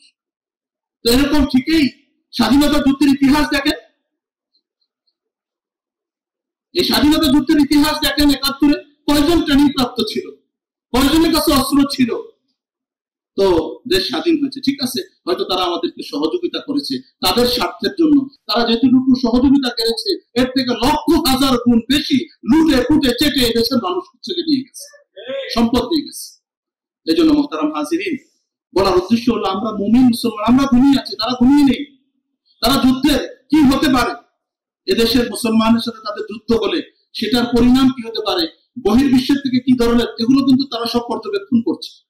আর আমরা মুসলমান কোনটা কি হবে, তারা আমাদের বন্ধু রাষ্ট্র, স্বামী রাষ্ট্র, সেই দিন ভুলে যান, সেই দিন এখন আর নাই, কথা বুঝে আসছে।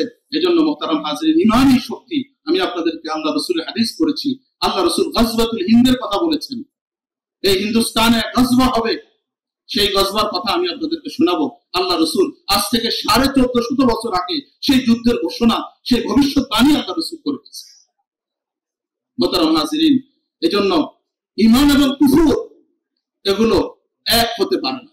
এই যে দেখেন ইসকন, ইসকনের বিষয়, এরা রাষ্ট্রবিরোধী, এই যে কতদিন পর্যন্ত কি নাচানো নাচাইলো এই যে নতুন সরকারকে এক এক নামে। এখন তাদের সদস্য যদি তাকে মনে করেন কয়েক হাজার, এখন মানুষ তাদের আসতেছে 1 লাখ, এরা কোথেকে আসে? এরা মুসলমানের সন্তান না? আল্লাহ রাসূল সাল্লাল্লাহু আলাইহি ওয়াসাল্লাম বলেছেন, মান কাসসারা সাওয়াদা কওমিন ফাহুয়া মিনকুম, কোন মানুষ যদি কোন দলের সংখ্যা বাড়ায়, আপনি অমুসলিমদের কোন মিছিলে তাদের কোনো অনুষ্ঠানে অংশগ্রহণ করে আপনি জয় শ্রীরাম বললেন, নাউজুবিল্লাহ, তারা স্লোগান দিল জয় শ্রীরামের, আপনিও জয় স্লোগান দিলেন জয় শ্রীরাম, তাহলে আপনার ঈমান থাকবে না, আপনার হাসর এই ইসকন এবং এই মুশরিকদের সাথে আপনার হাসর হবে।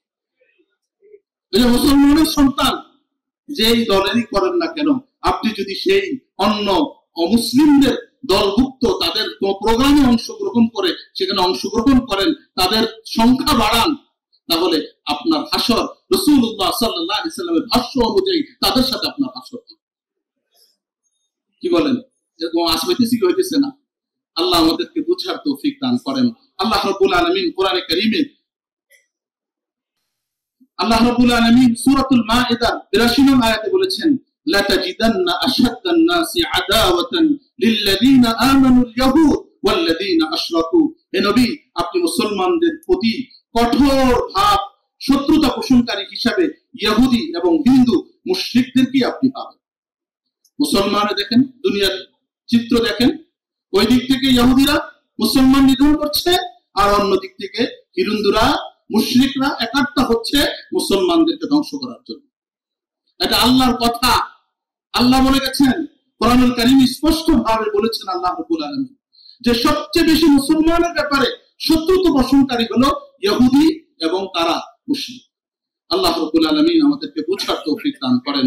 আল্লাহ রাব্বুল আলামিন বলেছেন, তাদের মনের অবস্থা মুখ দিয়ে বের হয়ে গেছে, ওয়ামা তুখফি সুদুরুহুম আকবার, আর তারা মনের ভিতরে যেটা গোপন করে রাখছে সেটা আরো ভয়ঙ্কর, আরো ভয়াবহ। মুখ দিয়ে তো যেটা ফসকে বের হয়ে গেছে, এটা তো মনের কথা, তাদের বিদ্বেষের কথা মুসলমানদেরকে। আমরা তো হিন্দু হোটেলে যাই খাই, ওদের মন মানসিকতা এমন, কোথাও যদি মুসলমান আসে ওখানে তারা প্রবেশই করে না। কোন প্লেটে যদি মুসলমান খায়, ওটাকে খাওয়াটাকে তারা অন্যায় মনে করে, ওটা ধরেও না, তারা স্পর্শ করে না। আর আমরা মুসলমান মাখামাখি করি। আল্লাহ স্পষ্ট করে দিলেন, ক্বাদ বায়্যানা লাকুমুল আয়াত ইন কুনতুম তা'কিলুন, আমি তোমাদের জন্য আমার বিধানকে খুলে খুলে বর্ণনা করি, তোমরা যদি বুঝতে। হা আনতুম উলাই তুহিব্বুনাহুম, হে মুসলমানরা, তোমরা তাদেরকে ভালোবাসো, তাদের প্রতি প্রেম দেখাও, তাদের প্রতি মহব্বত দেখাও, তাদের প্রতি বন্ধুত্বের হাত তুলে দাও। ওয়ালা ইউহিব্বুনাকুম, কিন্তু তারা তোমাদেরকে ভালোবাসে। মুখে মুখে ভালোবাসার কথা বলতে পারে, বন্ধু রাষ্ট্রের কথা বলতে পারে, বন্ধুত্বের কথা বলতে পারে, এটা মুখের কথা, অন্তর থেকে তারা তোমাদেরকে ভালোবাসে। আতুমিনুনা বিল কিতাবি কুল্লি, আল্লাহ বলেন, তোমরা হে মুসলমানরা সকল আসমানি কিতাবের উপর বিশ্বাস রাখো।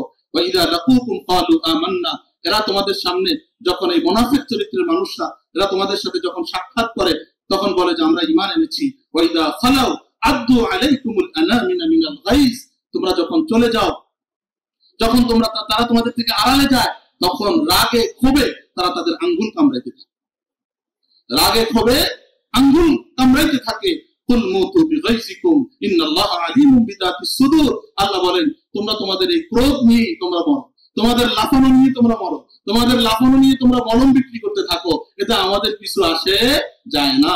ইন্নাল্লাহা আলিমুম বিযাতিস সুদূর, নিশ্চয়ই আল্লাহ অন্তরের জানি, তিনি অন্তরের খবর রাখেন। আল্লাহ এরপরে বলেন, ইন তামসাসকুম হাসানা তাসুকুম, তোমাদের যদি কোনো ভালো স্পর্শ করে, তোমাদের যদি ভালো কিছু হয়, তখন তারা কষ্ট পায়। ওয়া ইন তুসিবকুম সাইয়্যা ইয়াফরাহু বিহা, আর যদি তোমাদের কোনো বিপদ, কোনো পেরেশানি তোমাদের স্পর্শ করে, তখন তারা খুব খুশি হয়। ওয়া ইন তাসবিরু ওয়া তাত্তাকু লা ইয়াদুররুকুম কাইদুহুম শাইআ, আল্লাহ বলেন, তোমরা যদি ধৈর্যের সাথে, তাকওয়া পরহেজগারির সাথে যদি পদক্ষেপ গ্রহণ করো, তাহলে তাদের কোনো ষড়যন্ত্র তোমাদের কোনো ক্ষতি করতে পারবে না। ইন্নাল্লাহা বিমা ইয়া'মালুনা মুহীত, নিশ্চয়ই আল্লাহ তাআলা তারা যা কিছু করে এগুলোকে আল্লাহ বেষ্টন করে। আমরা কার বেষ্টনের ভিতরে আছি? আল্লাহর হেফাজতে আমরা থাকতে চাই। আর আল্লাহ তারা যা ষড়যন্ত্র করছেন এগুলো কার নজরে আছে, আল্লাহর দৃষ্টিতে আছে কি নাই। এই জন্য তাকওয়া ছাড়া যাবে না, আল্লাহর ভয় অন্তরে রাখতে হবে, গুনাহ করা যাবে না, আল্লাহকে ডাকতে হবে, সবর করতে হবে। তারা একটা কোন রকমের উস্কানিমূলক কাজ করলে আমরাও সেটা করতে যাব না। আমাদেরকে ধৈর্যের পাহাড় হতে হবে, ধৈর্যের সাথে, সবরের সাথে, তবে মুমিনের অন্তরের ভিতরে ঘৃণা থাকবে। একজন মুসলমান ভাইকে শহীদ করেছেন, এই সুযোগ যেন আর কেউ না পায়। আমি চিন্তা করলাম, আমি তো ভালো আছি, আমার সমস্যা কি? আরে হয়েছে যে চট্টগ্রামে হয়েছে, আমার কি হয়েছে? যেই ভাই শহীদ হয়েছেন তার পরিবারের পাশে আমাদেরকে দাঁড়াতে হবে। এমন কোথাও যেখানেই তারা আক্রান্ত হয়েছে, বহু দৃষ্টান্ত আছে। এই যে মধুখালীতে মনে নাই আপনাদের কিছুদিন আগের কথা, দুইজন ভাই এই যে মন্দিরের ভিতরে নিয়ে আঘাত করে দুইজন ভাই মুসলমানকে তারা শহীদ করে দিয়েছে। হ্যাঁ, এই ইসকন বলেন এই হিন্দুত্ববাদী, এই জন্য আমাদের এই দেশকে হিন্দুত্ববাদী থেকে, হিন্দুবাদ থেকে, ইসকন থেকে এগুলোকে পবিত্র করতে হবে। চেষ্টা করবেন তো যার যার জায়গা থেকে ইনশাআল্লাহ। দেখেন পৃথিবীর বিভিন্ন জায়গায় ইসকন কিন্তু নিষিদ্ধ, এবং এই হিন্দুদের যারা সনাতনী হিন্দু তাদের সাথেও কিন্তু তাদের অনেক বিষয়ে মিল নেই। কথা বুঝে আসছে? পৃথিবীর বিভিন্ন দেশে আপনার, আমি কয়েকটা উদাহরণ হিসেবে আপনারা বলি, যে আপনার চীন, রাশিয়া, সিঙ্গাপুর, আরব দেশ সহ পৃথিবীর অনেক দেশে এই সংগঠন, এই ইসকনটা নিষিদ্ধ। সুতরাং আমরাও চাই এদেশে রাষ্ট্রীয়ভাবে এদেরকে নিষিদ্ধ ঘোষণা করা হোক, কারণ এরা দাবার গুলি, এদেরকে দিয়ে চাল চালানোর চেষ্টা করছে বিভিন্ন আন্দোলনে। বিভিন্ন দেখেন নাই রাষ্ট্রদ্রোহ মামলা হয়েছে, কত বড় দুঃসাহস যে তারা আমাদের দেশের পতাকার উপরে সন্ত্রাসী সেই গেরুয়া পতাকা সেটা তারা উঠিয়ে দিয়েছে। এই যে চিন্ময় প্রভু, এখন প্রভু তো ধরে নিয়ে গেছে, কানে ডাকবো তোমরা, নাম বলে প্রভু, কথা বোঝেন না, প্রভু তো ধরে নিয়ে গেছে, কান্না করো। এই তার তত্ত্বাবধানে, তার নির্দেশে আমাদের দেশের জাতীয় পতাকার উপর দেখেন এই কপাল পরা গুলো, যে ওখানে আমাদের হাই কমিশনে আমাদের জাতীয় পতাকার গায়ে কিন্তু তারা হাত দিয়েছে। কথা বুঝে আসছে? তারা বাথরুমে, কমোডে, ইয়েতে তারা আমাদের জাতীয় পতাকাকে তারা স্থাপন করেছে, দেখেছেন না আপনারা? এই জন্য মোহতারাম হাজরিন, এটা কোনো দেশের সাথে দেশের যুদ্ধ নয়, দেশের সাথে দেশের প্রতি বিদ্বেষ নয়, এটা মূলত হলো ঈমান এবং কুফরের, ঈমান এবং ঈমানের বিরুদ্ধে, ইসলামের বিরুদ্ধে কুফরের শক্তির আগ্রাসন। এজন্য মুমিন মুসলমান মাত্রই, যার ভিতরে ন্যূনতম ঈমান আছে, সেই হিন্দুত্ববাদী আগ্রাসনকে সে কখনোই মেনে নিতে পারে। আমরা আমাদের সন্তানদেরকে এই বিষয়ে তাদেরকে বলতে হবে, তাদেরকে বুঝাতে হবে। দেখেন যে তথ্য সন্ত্রাস, মিডিয়া সন্ত্রাস, এটা এক ভয়াবহ সন্ত্রাস। এদেশে একটা শ্রেণী আপনারা দেখেছেন, এই কিছুদিন আগে মুন্নি সাহা, তার অ্যাকাউন্টে, সে একজন সাংবাদিক মানুষ, 132 না 34 কোটি, 134 কোটি টাকা লেনদেনের পাওয়া গেছে। এটা কারা দেয় তাকে এই টাকাগুলো? যারা এই দেশের বিরুদ্ধে ষড়যন্ত্র করে, যে দেশের বিরুদ্ধে চক্রান্ত করে, এদের মাধ্যমে এরা এজেন্ট, প্রতিবেশী দেশের হিন্দুত্ববাদী প্রতিষ্ঠা করার জন্য এই দেশের এজেন্ট হিসেবে প্রথম আলো সহ যারা আছে। অন্তত আপনার ঘরে তো প্রথম আলো না আসলে আপনার ঘরে আলো আসে না সকালবেলা। আরে আলো না, এটা অন্ধকার, প্রথম অন্ধকার বলতে পারেন। এটাকে বয়কট করেন ইনশাআল্লাহ, আমার দেশ মনে হয় আসবে খুব শীঘ্রই। হ্যাঁ, এটা একটা বিপ্লব। যেমন কালের কণ্ঠ ইত্যাদি, এগুলোর যেরকম এক সময় কালের কণ্ঠ, জনকণ্ঠ, এগুলো মানুষ ছুড়ে ফেলে দিয়েছিল না। যারা দালালি করবে তারা আস্থা করে, ইতিহাসে আস্থা করে তারা বিক্ষিপ্ত হবে। এই জন্য আমরা যদি এটা বয়কট না করি, আমরা যদি এটাকে প্রত্যাখ্যান না করি, তাহলে এটা কিভাবে হবে? এটা তো ঠিক হবে না। কালবেলা খুব ভয়ঙ্কর ভাবে তাদের দালালি করছে। এদেরকেও আপনারা দেখেছেন, মনে থাকার কথা, প্রিয় সাহার কথা, ট্রাম্পের কাছে যে গিয়েছিল প্রিয় সাহা, তো সেখানে গিয়ে সে এই দেশের মুসলমানদের বিরুদ্ধে যে অভিযোগ করেছিল, মুসলমানরা নাকি ঘর বাড়ি সব তাদের লুটপাট করে দখল করে নিয়ে গেছে। জিজ্ঞাসা করছে ট্রাম্প যে কারা করছে, বলল মুসলমান মৌলবাদী গোষ্ঠী। নাউযুবিল্লাহি মিন যালিক। কথা বোঝেন না? এদেশে আপনারা তো জানেন কোথায়, এখানে তো কত হিন্দু থাকে, এওয়ারি এলাকা, এখানে হিন্দুদের মন্দির আছে, এখানে তারা তাদের কার্য, আসার সময় দেখলাম তারা তাদের কার্যক্রম করছে, কেউ তো বাধা দিচ্ছে বলেন। তাহলে বোঝা গেল এটি তাদের ষড়যন্ত্র, চক্রান্ত। আল্লাহ রাসূল সাল্লাল্লাহু আলাইহি ওয়াসাল্লাম কি বলেছেন? আল্লাহ রাসূলের হাদিসের কথা আমি বলে শেষ করছি। আল্লাহ রাসূল সাল্লাল্লাহু আলাইহি ওয়াসাল্লাম বলেছেন, ইসাবাতানি মিন উম্মতি আহরাজাহুমুল্লাহু মিনান নার। আমার উম্মতের দুটি দলকে আল্লাহ রাব্বুল আলামিন জাহান্নাম থেকে নিরাপত্তা দিয়েছেন। কয়টা দলকে? দুইটা দল। এক নম্বর হলো তাদেরকে ইসাবাতুন তাগজুল হিন্দ, যারা হিন্দুস্তানের যুদ্ধে শরীক হবে, গজওয়াতুল হিন্দে যারা শরীক হবে, বলে সুবহানাল্লাহ। আর দ্বিতীয় হলো ইসাবাতুন তাকুনু মা ঈসা ইবনে মারইয়াম আলাইহিস সালাম, আর দ্বিতীয় দল যারা ঈসা ইবনে মারইয়াম আলাইহিস সালামের সঙ্গী হয়ে যুদ্ধ করবেন, তাদেরকে আল্লাহ রাব্বুল আলামিন জাহান্নাম থেকে মুক্তি দান করেছেন। মুসনাদে আহমদের 7128 নং হাদিসের বর্ণনা এসেছে, বর্ণনাকারী হযরত আবু হুরায়রা রাদিয়াল্লাহু তাআলা আনহু, তিনি বলেন, ওয়া'আদানা রাসূলুল্লাহ সাল্লাল্লাহু আলাইহি সাল্লাম গজওয়াতুল হিন্দ, আল্লাহ রাসূল সাল্লাল্লাহু আলাইহি সাল্লাম আমাদেরকে হিন্দুস্তানের জিহাদ সম্পর্কে প্রতিশ্রুতি দিয়েছেন। ফাইন উদরিকা উনফিক ফিহা নাফসি, যদি আমি সেই জিহাদে পেয়ে যাই তাহলে আমি আমার জান মাল সব কিছু ওই গজওয়াতুল হিন্দের জন্য ব্যয় করে দিব, এতে আমি শাহাদাত বরণ করি। ফাইন উকতাল কুনতু মিন আফজালি শুহাদা, তাহলে আমি হব সর্বশ্রেষ্ঠ শহীদ। বলেন সুবহানাল্লাহ। আর যদি আমি জীবিত ফিরে আসি তবে তাহলে হব জাহান্নামের আগুন থেকে মুক্তি প্রাপ্ত। যদি শহীদ হয়ে যাই তাহলে সর্বশ্রেষ্ঠ শহীদ, আর যদি মুক্তি পেয়ে যাই তাহলে আমি হব জাহান্নাম থেকে মুক্তি প্রাপ্ত। আল্লাহু আকবার। মুসনাদে আহমদে 8823 নং হাদিসে আল্লাহ রাসূল সাল্লাল্লাহু আলাইহি সাল্লাম থেকে বর্ণিত হাদিস, হযরত আবু হুরায়রা রাদিয়াল্লাহু তাআলা আনহু বলেন, তিনি বলেন, হাদাসানি খালিলি আস-সাদিক রাসূলুল্লাহ সাল্লাল্লাহু আলাইহি সাল্লাম, আমার বন্ধু সত্যবাদী মুহাম্মদ সাল্লাল্লাহু আলাইহি সাল্লাম বলেছেন, আন ক্বাদ ইয়াকুনু ফি হাযিহি আল-উম্মাহ বা'সুন ইলা সিন্দি ওয়াল হিন্দ। আল্লাহ রাসূল বলেছেন, এই উম্মতের মাঝে একটি দল লড়াই করার জন্য সিন্ধু এবং হিন্দুস্তানে প্রেরিত হবে। একটা দল কোথায় যাবে? সিন্ধু প্রদেশ এবং কোথায়? হিন্দুস্তান। আবু হুরায়রা রাদিয়াল্লাহু তাআলা বলেন, আমি যদি সেই যুদ্ধটি পাই এবং তাতে শহীদ হয়ে যাই তাহলে ভালো কথা, আর যদি জীবিত ফিরে আসি তাহলে আল্লাহ রাব্বুল আলামিন আমাকে জাহান্নাম থেকে মুক্তি প্রাপ্তদের অন্তর্ভুক্ত করে দিবেন। এজন্য মুহতারাম হাজিরিন, মুসলমান ঘুমানোর সময় নেই, জাগ্রত হতে হবে। শরীরের যে রক্ত আছে, কোন মুসলমানের গায়ে আঘাত লাগবে আর আমার ভিতরে শরীরে কম্পন সৃষ্টি হবে না, এটা হতে পারে? তারা কিন্তু যুদ্ধের দামামাবাজি দিয়েছে, তারা কিন্তু যুদ্ধের জন্য প্রস্তুতি নিচ্ছে। মুসলমান, আমাকে আপনাকে প্রস্তুতি নিতে হবে। আরে মৌত তো আসবেই, মরতে তো হবে। মরাটা যদি শাহাদাতের মৌত হয় তাহলে সেটার তো কোনো হিসাব নাই। দেখেছেন এই শহীদ সাইফুল ইসলাম, তাকে গোসল দেওয়া হয়নি, দেখছেন না আপনারা? তারা যে, কারণ শহীদের গোসল হয় না, কারণ শহীদ মরে না।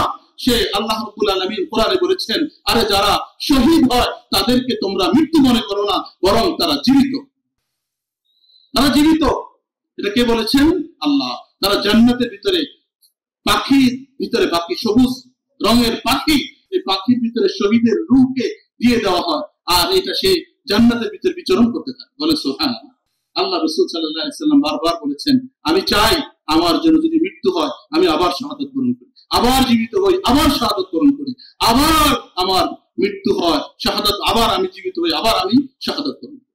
এজন্য মুহতারাম হাজিরিন, আমরা আসলে দিন আমাদের মরে গেছে। মুনাফিকি করতে করতে, দালালি দেখতে দেখতে, কথা বুঝে আসছে, নত নীতি অবলম্বন করতে করতে, দাদা বাবুদের দাদাগিরির প্রভাবে, তাদেরকে রাজি খুশি করতে করতে, আরে আমরা বললে কি জানি ওনারা কি মনে করে, দাদা বাবুরা খুশি হবে কি হবে না, এই চিন্তা চেতনা, এই ধ্যান ধারণা থেকে মুসলমান বীরের জাতি, মুসলমানের ইতিহাস আপনারা পড়ে দেখেন, মুসলমান কখনোই নত জানু পন্থা অবলম্বন করে। আল্লাহ রাব্বুল আলামিন আমাদের ঈমানি সাহস, ঈমানি শক্তি আল্লাহ তাআলা আমাদেরকে দান করেন। দেশ মুসলমান ইসলামের বিরুদ্ধে যারাই দাঁড়াবে তাদেরকে বিরুদ্ধে রুখে দাঁড়ানোর মতো আল্লাহ রাব্বুল আলামিন হিম্মত, সাহস, ঈমানি শক্তি আল্লাহ তাআলা আমাদের সবাইকে দান করেন। আখির দাওয়ানা আলহামদুলিল্লাহি রাব্বিল আলামিন।